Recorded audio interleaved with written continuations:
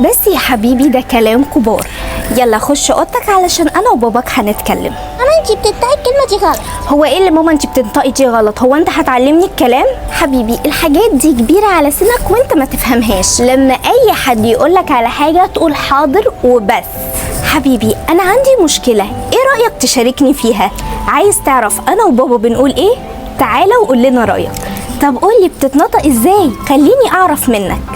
كلمتين على السريع، الفرق ما بين الموقفين زي الفرق ما بين السماء والارض. اول موقف هتخلي الطفل ما عندهوش شخصيه، دايما منساق، خجول، غير اجتماعي، شايف دايما نفسه قليل، ان هو ما بيفهمش حاجه. الموقف التاني شخصيه قويه، ليها راي في المجتمع، اجتماعي، واثق من نفسه، يحب يشارك في كل حاجه وعنده شجاعه وجرأه. كل الحاجات ديت احنا السبب فيها عن طريق بعض المواقف اللي الطفل بيمر بيها معانا في حياته. يا هنخليه شخصيه قويه، يا